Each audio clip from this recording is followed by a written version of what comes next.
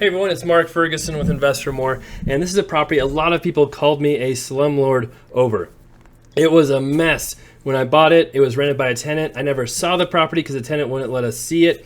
And once the tenant did move out, it was a mess, and a lot of people couldn't believe that we let someone live in there or rent it to them, but we didn't. It was rented when we bought it. So we've remodeled it, and we're going to show you now what it looks like. Of course, we love the likes, shares, comments, and seeing new subscribers, and we have many, many more properties coming up here soon.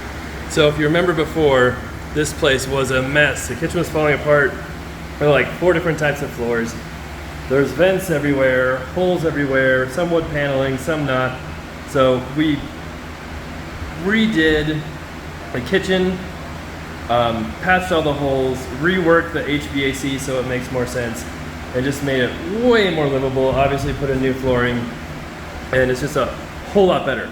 So I know a lot of people complain to me, especially on Facebook, about this being a slum, and how I'm a slumlord, and how horrible the landlord I am for renting this property to somebody in the condition it was in before.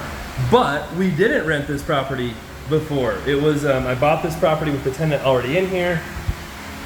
I actually could never get a showing set up to see it before I bought it because that tenant wouldn't let anybody show it, and that happened with us too when we tried to sell it a few months ago.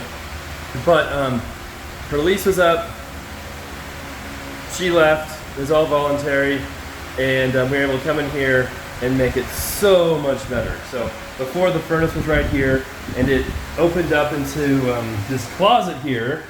They kind of opened up into the other room, but it's not legal to have your furnace access to a bedroom. So we redid the access, fixed the vents, closed that off, so this is a real nice closet now. And you can see you still do have vents, and have the cold air return here, vent here, and then we put the access right here instead of through the closet. So now it's up to code. And that was a new furnace we put in for the tenant while she's living here. Obviously, Home Depot kitchen. So I believe, I don't think this was in stock. This is our kitchen compact series, which comes in like a few days. Kept the same stove because it was tiny and there's not much room here. That's the same fridge, which still works. No dishwasher because there just wasn't room to put one in here, but it's just a small 1-bedroom.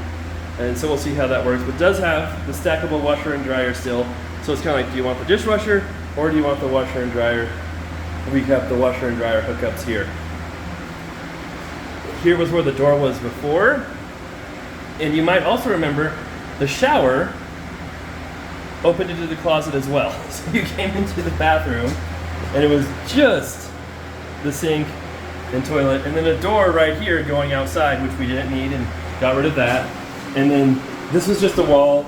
We turned the shower, moved it so the shower is actually attached to the bathroom now, which makes much more sense than having it in the closet. So for all the people who are saying we're slumlords, we rent properties like that, we don't. A lot of times we do buy properties that are very ugly, have tenants in them, sometimes aren't safe, and we work really hard to redo them and make them safe and rentable and nice for people. So sometimes it takes longer than other times. Sometimes tenants don't want to leave, so it can be a little tricky situation. You can't just come in here and remodel an entire place with the tenants still living here. That doesn't make sense.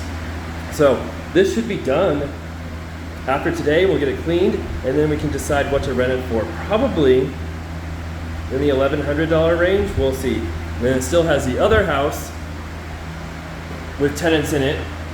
This rented for, I think, $1,650 a month. It's zoned industrial. They kind of run a business out of there. That rent is way too low. We raised it just a little bit when we first bought it, not much. But that house needs work as well. So we have to decide what we want to do there. Those tenants have said they would like to move to a different place where they can have a bigger house and run their business, but that's really hard to find, so they haven't found another place. So they are trying to find a new place on their own, but I still feel bad about, telling them to leave as well. But we'll just kind of decide on that factor, what to do there. But for now, this one can be rented in just a day or two and get that going. All the Ocho is rented right now, so that's great. We had a couple units come vacant. They rented pretty quickly.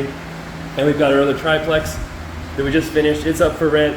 Had some calls on it, so that's going well. So things are definitely still renting. buying lots of properties too. As you know, I bought the country flip and the laundromat, and then buying another flip this week as well. So if you haven't subscribed, now's a great time to do that. We've got lots of stuff going on, lots of exciting stuff going on, and hopefully people can see, hey, we do take pride in our work and don't rent out slums. All right, thanks for watching.